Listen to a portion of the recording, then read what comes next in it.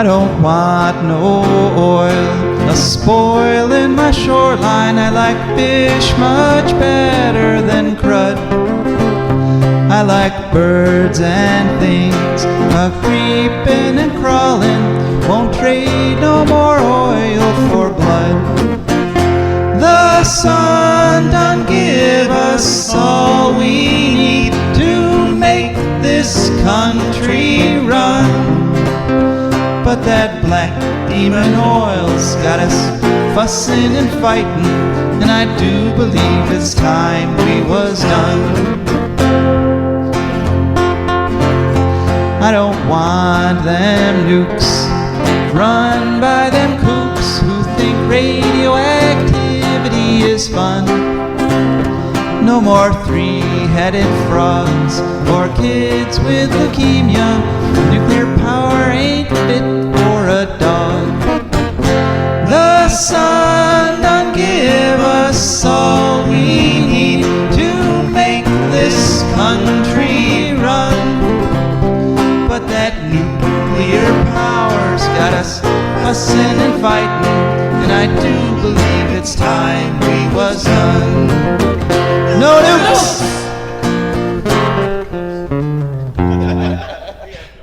Good morning, Toledo, and good afternoon, Columbus, and hello to those of you listening on the internet wherever and whenever you are.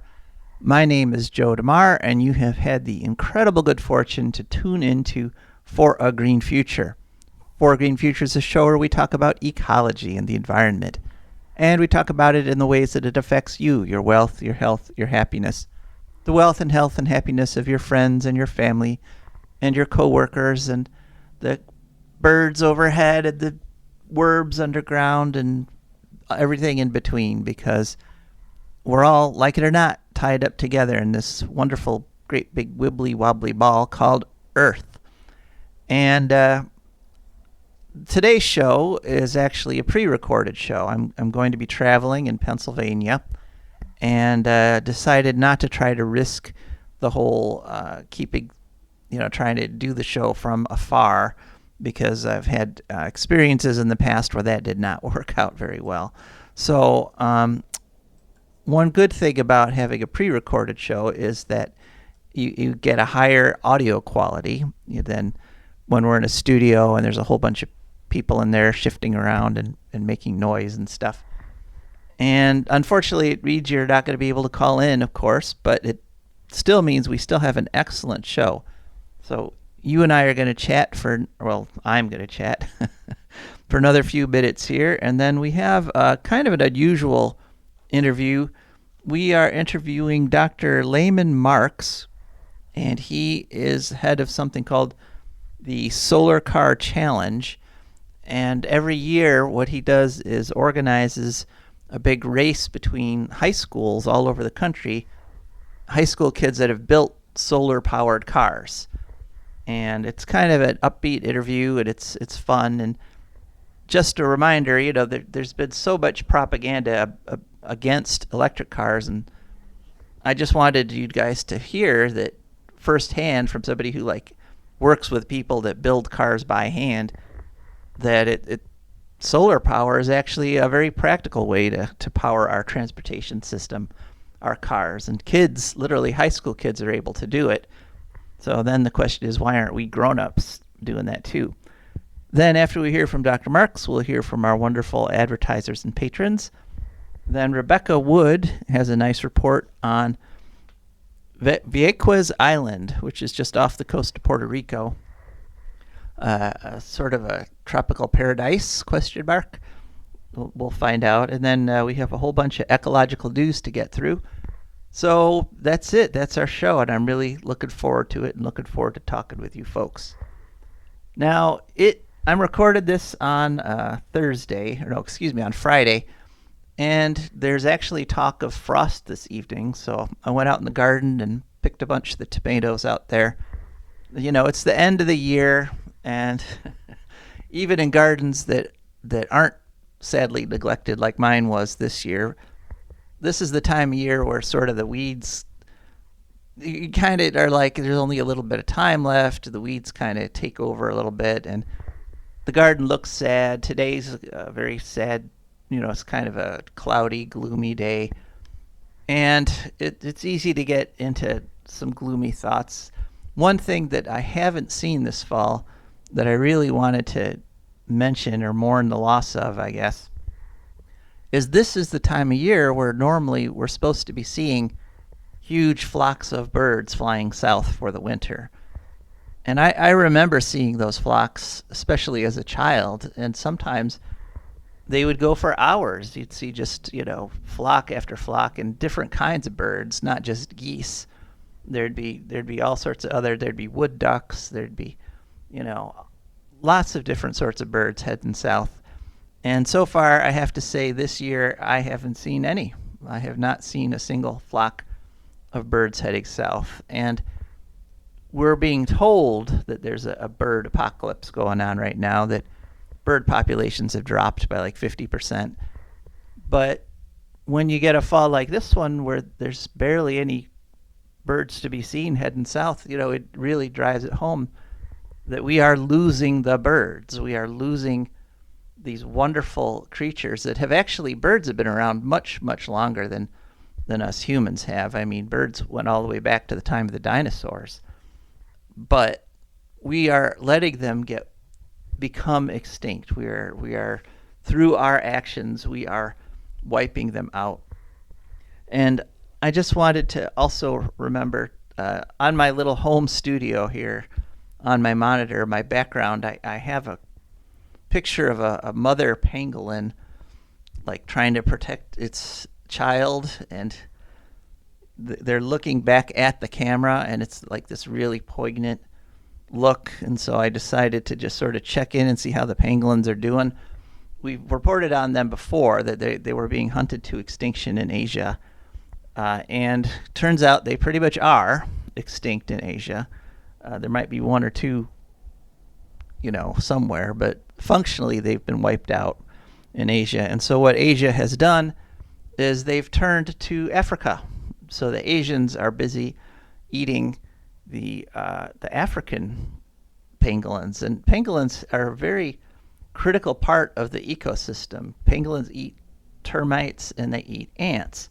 And so if you remove pangolins, then you get huge surges in the population of termites, and that can wipe out a forest. And so we can change, so the Asians, the trade in pangolin is illegal, all right?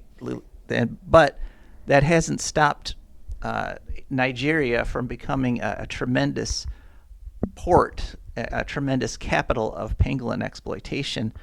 And in fact, thousands of tons of pangolin scales are seized every year. And what's happening is Asian companies are going into these African nations. They're pretending to be logging companies, okay?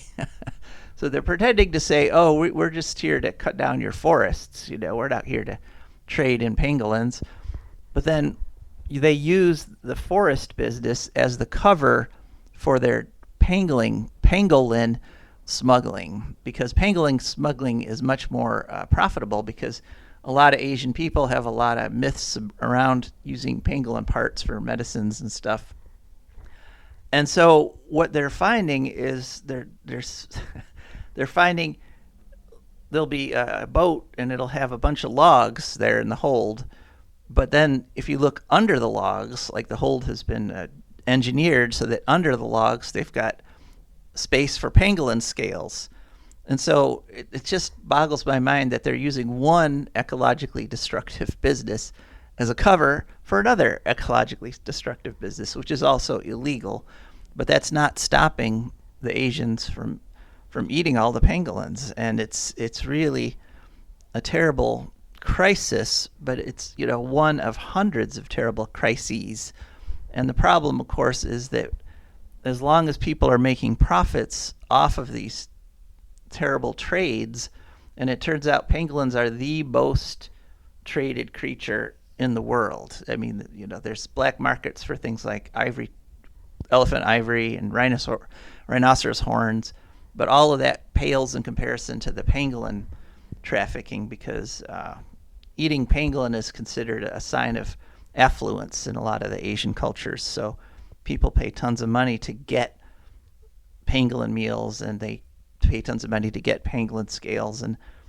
And if you notice a theme there, people are paying tons of money, and unless governments get serious about stopping that kind of trade, the African pangolins are going to get wiped out just the way the Asian ones have become. So unfortunately, that's one that we can't change much of it in terms of our habits here in the United States. I mean, unless you're someone who's here from Asia and you've got family and friends back in Asia that you could tell, stop eating the pangolins.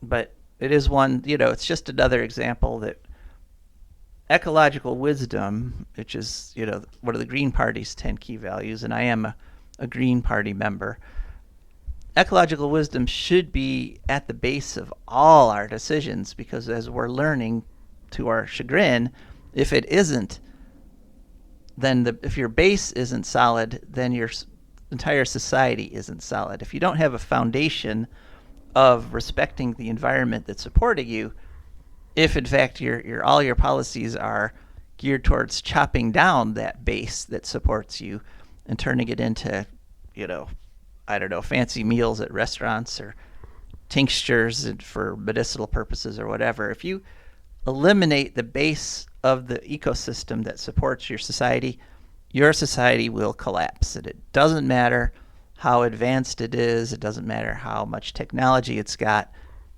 If your people can't drink the water and breathe the air or grow food, your society is going to collapse, period. So, but everything I'm doing is working towards preventing that, to having that not happen.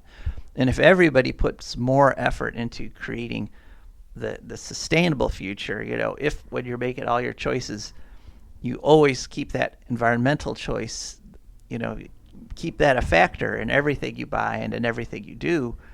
If we were all to do that, we could stop this decline. We are in a society in decline. And it's happening faster than most any other society in human history, partially because our society literally is global. We're not just a little regional power that, like in some valley that has a nice fertile valley and people start building real big buildings and taking it all for farmland and turning it into this big society that uses up all its regional resources and then collapses. We're a global society. And so the Asian people that are eating the pangolins, that are speeding up the deforestation of Africa, actually hurts us, because as the more and more of Africa turns into desert because it's been deforested, that means for us more hurricanes, because the sands blowing off the deserts of Africa are the seeds that create the hurricanes that come and do things like wipe out Florida. I'm not kidding at the start of every show when I say we are all in this together. We're all wrapped up in one big gigantic ball. And we've known this now for quite a while, but most of our policies and most of our politicians don't factor that into any of their policies and actions.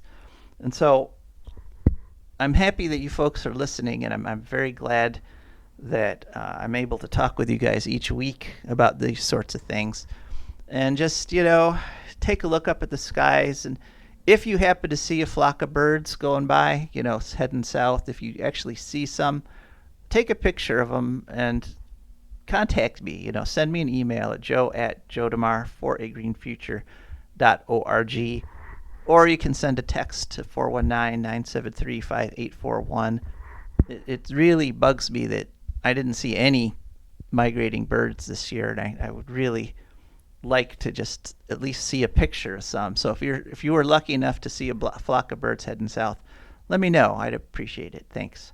All right, so now on to more optimistic and interesting stuff. Now we're going to go interview Dr. Lehman Marks. Welcome to For a Green Future. Could you just share with us your name and who you're with? Yes, my name is Dr. Lehman Marks. I'm the president and founder of the Solar Car Challenge Foundation. It's a top project-based STEM initiative trying to help motivate young people in science, engineering, and alternative energy. Ah, that's great. Now, so you guys are in the midst of a big competition there, aren't you? What are you folks up to? Well, this is an annual educational program. It's not just the race at the end of it, although that's really important. That's sort of our hook to try to get students interested in it. I wish I'd had something that said, hey, wouldn't you like to build a car? Wouldn't you like to power that car by the sun? And wouldn't you like to race that at a NASCAR facility or cross country? And that sort of gets kids really interested in what you're doing. And then they're willing to take the time to learn about the engineering it takes and the proposal it takes and planning and financial under support for what goes on. It makes it a full turnkey project. So we've just started our new cycle on this with our September 17th workshop leading up to next year's big race. We're going cross country from Fort Worth, Texas to Palmdale, California. And who are these students that you're reaching right now? We reach out to high school students. These are young people generally between the ages of 15 and 18. Across the country, we have programs in 39 states. They're not all building solar cars, but they use some of our curriculum and materials to create awareness about alternatives to vehicle propulsion. That electric vehicles now seem to be all in the rage. So we're at the right place at the right time with this. We've got greater interest in what we're doing right now than we've ever had before. And how long have you been doing this? We started this program back in 1990. This was before there was ever any concept called STEM. I had a group of students who saw a college event. At that time, it was called Sun Race, where the colleges were challenged to build a solar-powered car. And I took a group of students to Denton, Texas, to see one of these cars. And all the way back to school, these students were telling me, can't we do this too? Can't we build our own solar car? So my wife tells me my biggest mistake I ever made was turning around and saying to the kids, yes, we'll do that. And so I've been doing this since then. We started with a car that we were able to use to follow the Sun Race in 1993. And then we realized there's no way that a high school group is going to be able to compete with a college or university or a major corporation. So we started an education program to teach other high schools. And we conducted our first event in 1995 with teams we started in California, and Missouri, and Texas. And we've had 27 now national high school solar car events. As a matter of fact, it's one of the larger programs in the world for solar cars. Wow, that's great. So what are the performance capabilities of these cars that the kids are making? I mean, how fast can they go? How far can they travel? Though that's a key question that always people ask me, other than where do you put the gas in, which always creates a joke there. One of the things as an old teacher is that I'm proud to say our project is not based upon how fast you go, but how long you can go. So when we start an event, whether or not it's a closed track or driving cross country, we start off at 9 o'clock and we challenge the students to see how far they can drive that day on a course that we've set out. Most of the cars have to travel above 20 miles per hour. That's our requirement. But most of them will travel about 34, 35 miles per hour because that means that they can collect enough sun and store enough energy to be able to drive a full 8-hour shift during a cross-country race. Now, when you're doing a closed track race, they don't have to be quite so careful, and you find events where students build cars and see really how fast they go.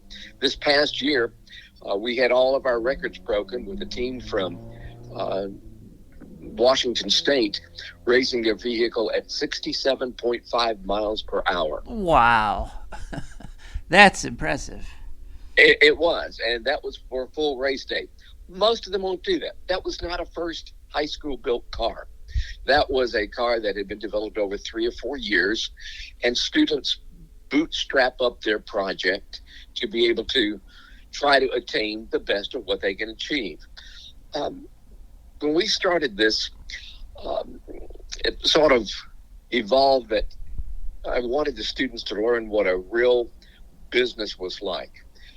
They wanted them to learn how to develop a plan, to learn to talk about that plan, to learn how to develop a financial program to support it, and learn how to go out and seek contribution from the community and draw the community into what you're doing. No single teacher knows enough to do one of these projects. You need help from the community, and generally that will come with a contribution to your project. And then we teach the kids the engineering they need to be able to build the mechanical side and the electrical side of the solar car, and then we provide them with an opportunity to safely race that in an event, either in a closed track or this coming year cross country. I particularly like the cross countries because you get a chance to share what you're doing with so many people.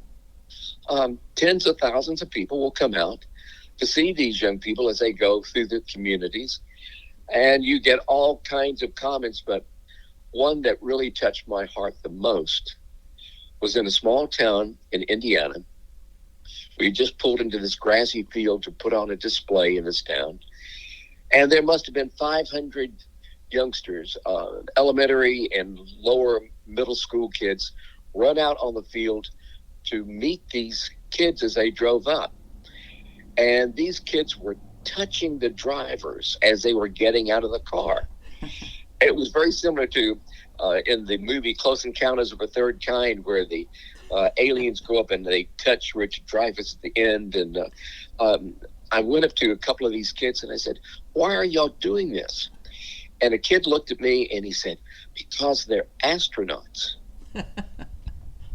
And I thought to myself, this is not a program just about teaching engineering and science. We're inspiring young people. So this has been part of our goal ever since then, to try to take the project out to the community, to show young people what they're capable of doing, and then giving them a chance to do it. That is cool. There's a lot of chatter on the internet now that a lot of people are saying electric cars just aren't practical. You've seen people building them from scratch for years. What do you say to those people? The history of solar car racing goes back to the early electric vehicles, which preceded the gasoline-powered cars of today. So we're really building on those early ideas. It's going to get better, one, because you're going to be getting more efficient solar cells. Right now, solar cells generally have an efficiency anywhere ranging from 19% to 27%, although there are some space grade that go up to 43% efficiency. You're going to be getting batteries that are more capable of holding the charge for a longer period of time with less weight and not having to use exotic materials to build those batteries. So as technology improves, I think you're going to see greater capabilities for electric vehicles, but you've got to have a system to be able to support those cars. When the first gasoline-powered vehicle went cross-country, they had to have a gas station somewhere along the way to be able to get gasoline. Well, the problem that you're having today is if you have an electric vehicle, you need to have charging stations and rapid charging stations where they can come in and within 15 minutes charge a vehicle and not have to use the older level 2 charging, which takes about 2 hours. So the infrastructure is going to have to be there to support electric vehicles. But I think that if the community looks at possibilities for the future, at least for driving within your own town, your own community, your own neighborhood, electric vehicles do make sense. All right. Now, have some of your kids gone on to work on actual electric cars? Yes, as a matter of fact, a number of the students we've been doing this for 32 years now, a number of them are working in the actual electric vehicle plants, designing, helping engineer some of these new cars. One of our good example, a team from Houston, Mississippi, a student there now is in charge of the electric vehicle production for Volkswagen in Chattanooga, Tennessee. So it does seem to work out that way. They take their knowledge and are able to pay it forward. But the thing that I like most about the Solar Car Challenge program is that it teaches kids not only success, but failures and how to pick yourself up after those failures. So when you go out into whatever job you get, that you're going to be able to be a success at it, whether or not you're a engineer, a scientist, a stockbroker, a doctor, whatever you might happen to be, an environmental scientist. You're going to have challenges, but you're going to learn how to meet those challenges. And that's why people who take part in the Solar Car Challenge, we found, stand a 23% greater chance of actually entering an engineering profession than almost any other STEM program. It's because of this extended time the teachers have to spend with the kids. It's because of the opportunities to learn dedication and commitment and how to develop a program and how to stick with it and pick yourself back up when you fail. Failure is the best teacher. Yeah, here. All right. Well, if there's a science, technology, engineering, or math teacher who is listening to this and thinks, maybe our kids could try that next year, how would they go about getting in touch with you? If they would go to our webpage, www.solarcarchallenge.org. That's all one word, solarcarchallenge.org. There's information in there. Send me an email at marks, M-A-R-K-S, at solarcarchallenge.org, and I will help get you and your school and your community involved. You don't have to be associated with just a school. We have a number of independent teams where students get together. They have a parent or community advisors, and they are building solar cars. Schools are, I think, better way to go, because then when you've done it, you can take that program and share it with your other schoolmates, with your middle schools and your elementary schools. So this is kind of a general question, but it seems like you're working with kids there, and they're doing something and having fun. It seems like you'd be kind of optimistic about the future. I mean, there's some people that are sort of saying it's already too late. There's nothing we could do. Climate disasters on the way, et cetera, et cetera. But it sounds like you'd be in the camp where if we work at it, we can actually solve it. I'm definitely an optimist. When you work with these outstanding young people from across the country, you see their imagination and creativity. You see that their potential for reaching out for success in what they're doing. With that as a credential, I don't think we've got a problem that we can't attack and help resolve. I think that climate concerns are still within our grasp. And I think we've got the young people out there who will be there on the front lines helping solve that in the next 20 years. Is there anything you'd like to add? Solar Car Challenge always needs contributions. We are a 501c3 nonprofit educational organization. I had somebody ask me today who funded this. The community does. We have companies, we have foundations, we have individuals who believe in what we're doing. And we're building solar cars, but that's not really what we're building. We're building motivated students. We're building kids who want to do something with their lives and giving them an opportunity to do that. We cross over all socioeconomic classes here. We have 48% young ladies, 50% young men. It reaches everyone. So if you have an interest, then we want to help you be all of what you can be. All right. That was our interview with Dr. Lehman Marks. And just a reminder, events like this one, activities like this one, remind us that a green future where we still get to have cars, we still get to drive around and go, vroom, vroom, but we can do it sustainably. We can do it with solar energy. We don't have to be using fossil fuel power to get around. And anyone who tells you different is wrong and should talk to these kids that Dr. Marks has been working with for over 20 years, because they know firsthand, because they've built solar cars that work. So that's something else that works is our relationship with our advertisers and patrons. Yay! Thanks so much to them. And For a Green Future is brought to you by the Wood County Park District. The Wood County Park District is a natural resources conservation agency. They protect natural spaces, maintain quality green spaces, provide engaging programming, and they teach people to love and respect nature. They restore wildlife habitats, and they lead people on outdoor adventures. Wood County Parks protects natural spaces in Wood County for all to enjoy, from 8 a.m. to 30 minutes past sunset every single day of the year. And there's lots of ways to get a hold of them. One is to call them at 419-353-1897. That's 419-353-1897. Another is to go to their website, wcparks.org. And you can also download their app. Go to any app store and download WC Parks. And of course, they're on all the social media, Facebook, Twitter, Instagram, etc., etc., etc. That's the Wood County Park District.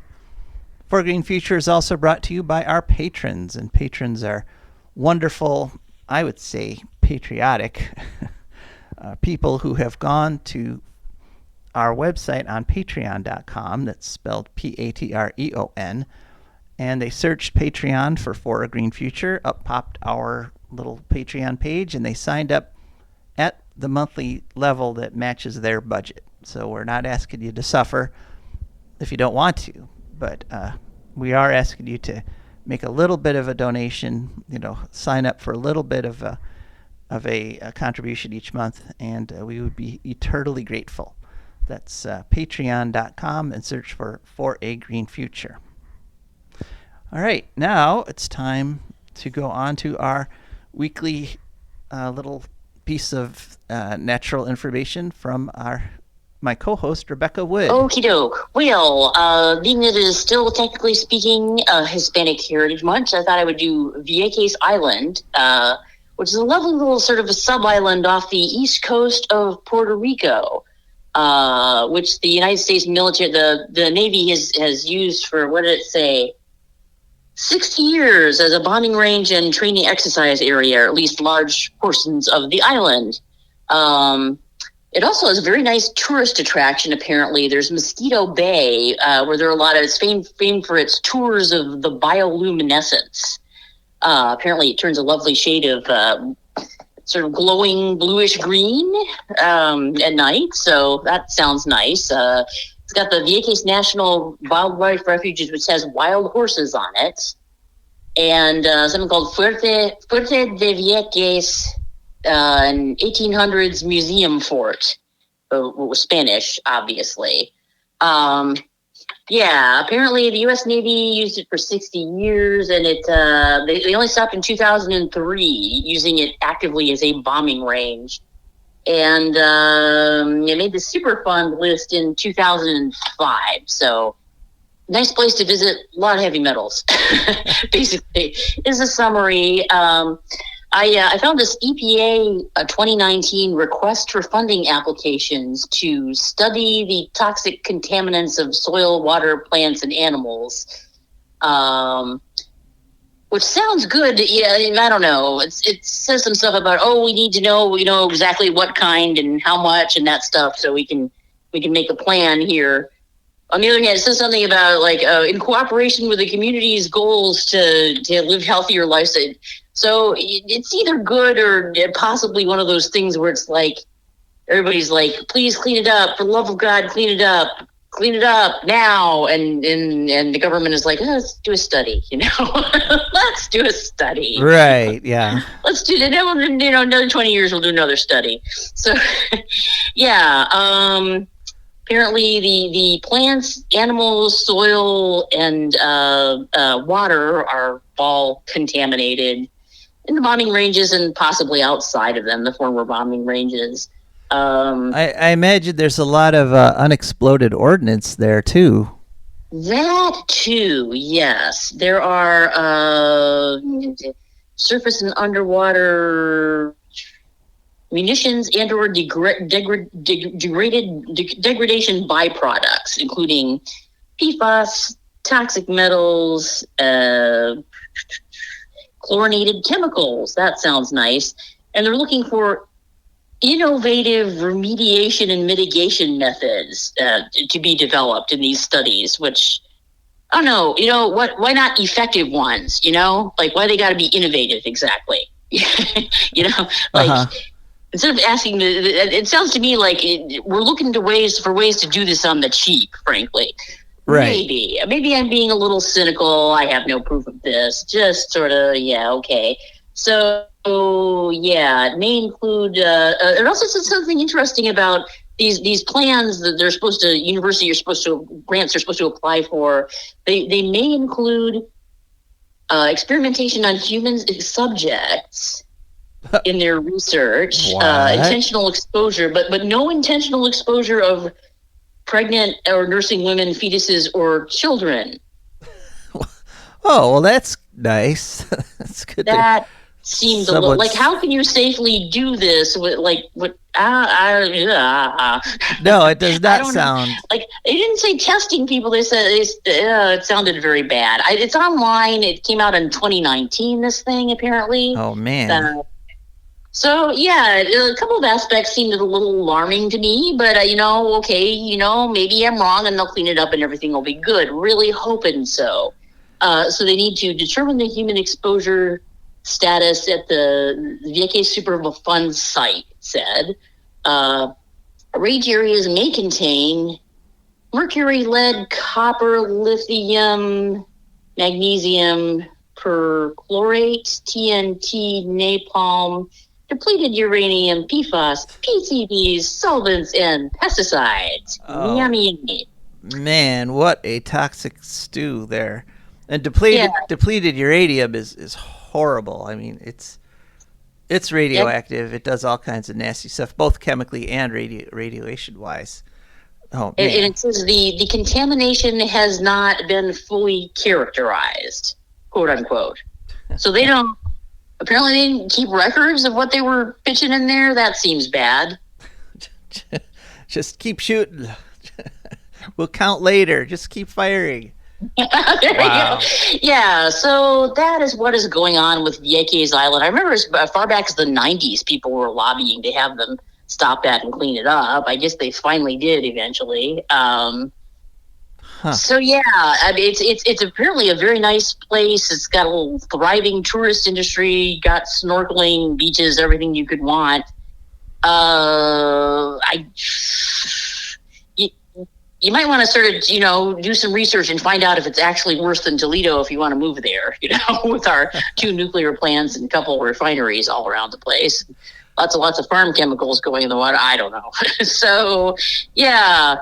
Yes, it's a really beautiful place, I hear. It's really gorgeous, and the people are extremely poor, and it's a really good example of the environmental racism which we have talked about before in conjunction with a lot of various ethnic history months, Like a lot of, we see this statement over and over again in Hispanic Heritage Month, active environmental activists who are Black or Hispanic or Asian, they all tell us, well, this disproportionately impacts us because they choose our neighborhoods, our areas to do stuff in. And this is Vieques Island is maybe the most atrocious example of environmental racism ever.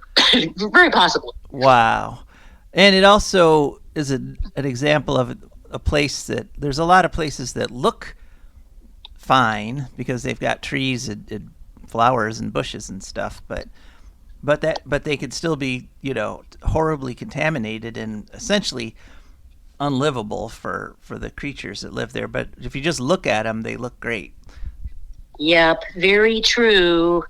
Now I kind of want to go there. All right, I understand. Yeah, well, maybe they could, maybe you could volunteer to like get tested before you go, and then visit, and then get tested after. Yeah, I could have a career as a test subject. There you are. New part-time job. Sounds fun. What do I have to lose? Not all that much, anyway. Well, thanks, Rebecca. Thanks for that, and we'll be back live in the studio next week.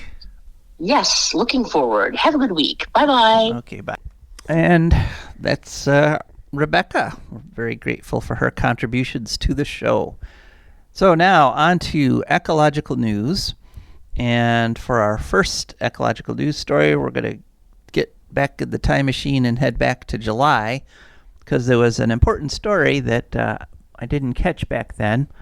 And basically on July 28th, the United Nations declared access to a clean environment as a human right. And it was very interesting. It was a vote of 161 nations in favor. There were no countries that voted against it, because, who could vote against such a fundamental thing? But there were 8 countries that abstained, and the abstainers are very interesting. The abstainers were China, Russia, Syria, Kyrgyzstan, Iran, Belarus, Cambodia, and Ethiopia. And for the most part, those are kind of countries that have a whole question about the whole human rights things fundamentally. In other words, is there any such thing as a fundamental right, a human right? Or is it simply the case that whatever government you're under has absolute authority over you and you have no rights under that government? Now, of course, governments violate rights all the time, but the fundamental principle of the United States, we hold these truths to be self-evident, that humans are endowed with certain inalienable rights. That the idea is that the rights are there even if they're being violated. So human rights are sort of like immutable. It's part of being a human. And this resolution passed by the UN General Assembly, the title is The Human Right to a Clean, Healthy, and Sustainable Environment. And then they go on and reaffirm a whole bunch of stuff, and then they conclude finally they recognize the right to a clean, healthy, and sustainable environment as a human right, and notes that it's related to other rights existing under international law, and it affirms the promotion of human rights to a clean, healthy, and sustainable environment, and it calls on all the countries of the world to sign multilateral environmental agreements under the principles of international law. So, at the very least, we're saying the right things. We may not necessarily be doing the right thing all the time, but at least now, globally, almost everybody has accepted the idea that ecological rights are there. Now, the next step, of course, is to recognize that the globe itself, to recognize that the other living beings, the ecosystems that depend on all of us, the rivers and the lakes and the forests and the plains, that all those ecosystems also have rights in terms of having a right to exist, and that we do not have a right to wipe them out, to eliminate them. So we're still a ways from that, but at least we finally admitted that it's a right that all humans have, and so we're on our way to maybe we'll recognize the rights of nature itself in another 100 years or so. But that's a plus, that's a win. So that was nice to report. Now for our next story, we narrow our focus a bit from the whole world down to the United States of America, and specifically 2 states. One is California and one is Ohio. And the reason I'm bringing this one, Ohio, up, we've reported before that California has passed a law. They're going to outlaw the sale of gas-powered cars. They're going to gradually phase them out, and they, are forcing people to essentially go electric, which is great because, we're being killed by our cars, our gas-powered cars. Both directly, people get run over, and, billions of dollars are spent every year treating people who've gotten sick because they've been exposed to car exhaust and the pollution that cars cause.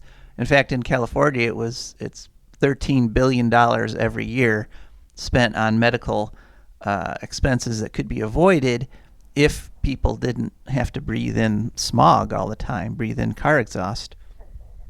So anyway, California passed a law, but what happens, the connection to Ohio is our very own member of the House of Representatives, Bob Latta, who actually happens to be the representative of the district I'm living in right now, whoopee, although with redistricting he won't be, but his district still borders my district.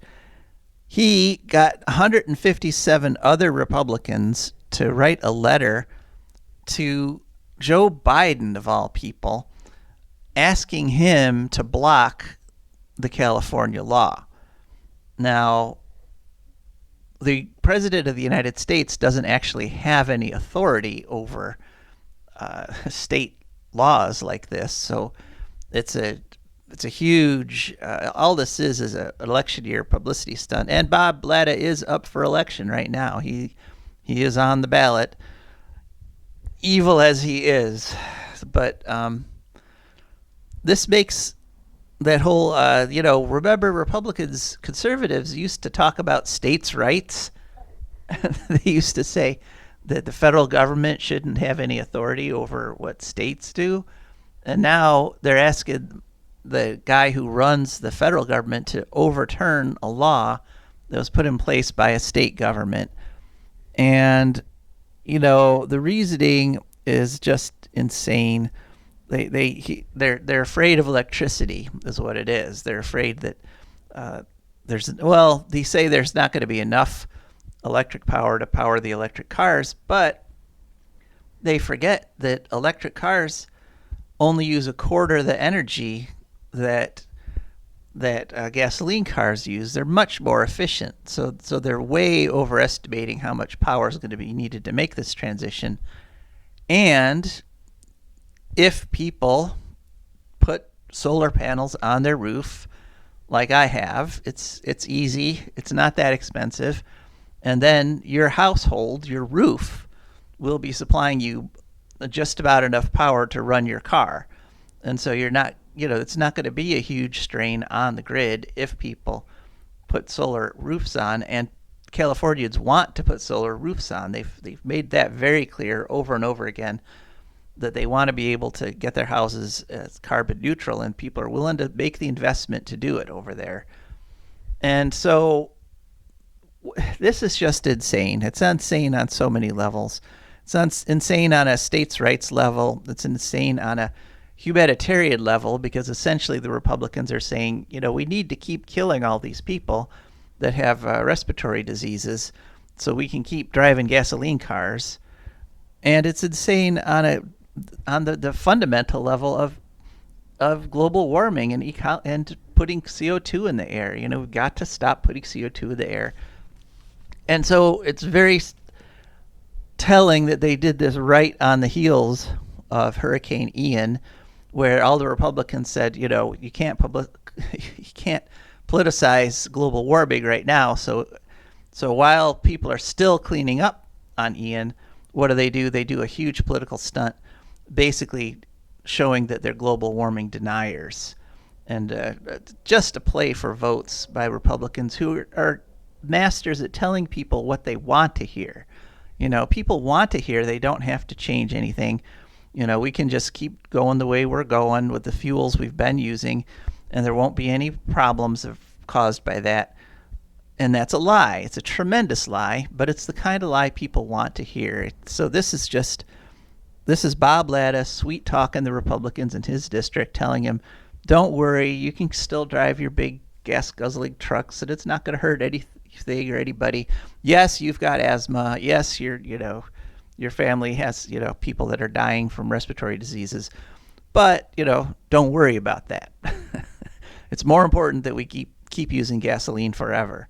So shame on you, Bob Latta, and the other 157 Republicans for sending a nonsensical letter to Joe Biden. For our next story, we zip off to China. And it's getting kind of cool here. Time to get out the sweaters and the flannel and all that stuff. And you might kind of want to wish it was a little warmer when you go out. But how about 105? Because that's what's happening over in China, up in the northern parts of China. They are having an incredible heat wave. This 105-degree temperature was recorded in Qingyang City, which is in the Gansu province. And this is unprecedented. They've never had temperatures like this in China during October. And the Chinese have been keeping records about things like this for, a long time. And so this is not normal. And then also, of course, this year has been terrible for China. They've had incredible floods because they had intense rainfalls. Some of that rainfall was the heaviest ever recorded in parts.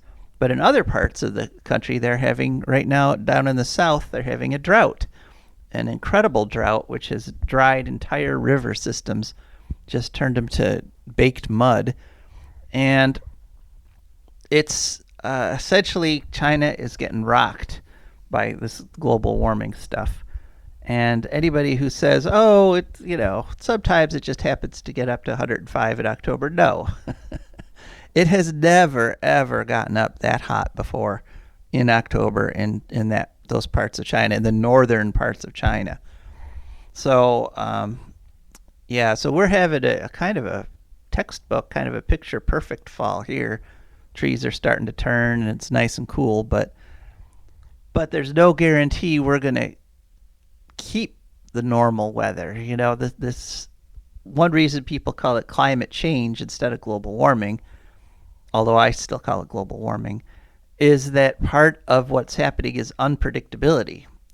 And the result of all this intense flooding, intense drought, intense heat waves is China's agricultural crops this year are going to just crash. Their agricultural production is way, way down, which means they're going to buy production from the U.S., but that means our prices are going to go way, way up because they're going to buy all our corn and all our meat and poultry and all that stuff. And so when we go to buy it, we have to compete against the Chinese who, they've got a lot more people than us and they've got money. They've been, as an economy, they have probably the most money in the world right now, or they're a little bit behind us. But my point is that the weather in China is going to have a direct effect on how much you are going to be paying for food in the coming months. And so this is yet another reason we have to get a handle on global warming and stop these terrible swings in temperature and rainfall, because if we can't grow enough food, we're not going to make it. We're going to collapse again as a society. So that's the Chinese story. All right, now it's down to Australia, where we are going to be reporting on a report that was put out by the Australian Conservation Foundation. It came out this month, and the title is Wrong Reaction: Why Next Generation Nuclear is Not a Credible Energy Solution. And it's a 14-page report, and in it they just demolish the whole SMR, small modular reactor argument. The people saying, oh, we need to do this to prevent global warming and stop CO2. Well, they blow the arguments apart. They just piece by piece go through. One thing that they point out is that SMRs don't exist. Right now, they're all just theories. They're all just drawings on paper, except for two. There's two places in the world where SMRs were successfully built and are operating. One is Russia, and Russia built 2 SMRs on they stuck them on an icebreaker ship that's operating in the Arctic Ocean. And it turns out that those SMRs took twice as long to build as was expected, and it cost 10 times as much. And similarly, in China, there is one SMR that they built that's running, cost them $5 billion, which is 2 times as much as they expected. And it also took twice as long to build as expected. And so China has said, we're not doing this anymore. It doesn't make any sense. And the reason it doesn't make any sense is because of something called diseconomies of scale. You probably heard of economies of scale.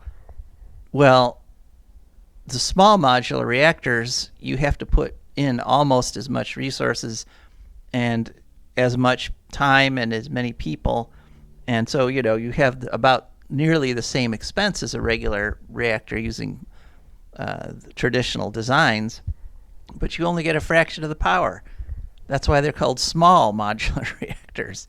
And so, people are planning to spend billions of dollars to build these tiny, tiny little reactors that just won't supply enough power and won't be quick enough. That's one of the main things about nuclear, is that these plants take years and years, sometimes decades to build. And we don't have years and years. We don't have decades. As opposed to a wind turbine, which will go up in less than a month, utility scale wind turbine, or solar panels, which can go up in mere days or weeks. So, good on you again down there in Australia at the Australian Conservation Foundation. An excellent report, and one that, basically whenever somebody starts touting small modular reactors, just point them to this report, because it's great. And our final story, a nice upbeat one. This is put out by Engineering and Technology, and that was published on Wednesday, October 5th. And the headline is, Global Rise in Electricity Demand Met Entirely with Renewables, report says. And essentially the fact that so much new wind and solar is coming online, actually, even though global demand for electricity is increasing, it increased, in fact, 4% during the first half of 2022. Wind, solar, and hydro more than met the demand. In fact, the increase in demand was 389 terawatt hours, and wind, solar, and hydro increased their production by 416 terawatt hours. So not only did they meet the increased demand, they more than met it. So unfortunately, there was some rise, even though coal emissions fell, there was some rise in oil emissions. So the global CO2 output remained flat. But even that is excellent news, because up until now, for the last 100 years, global emissions have been increasing and increasing and increasing. So we finally now have a quarter, or have a half a year, where global emissions stopped rising and just stayed flat. That is a tremendous achievement. Now we just got to get them to start going down, to actually start declining, if we want to survive. So the stuff all of you folks have been doing so far have been working. The wind and the solar has been working. We've leveled it off. That's a fantastic bit of news.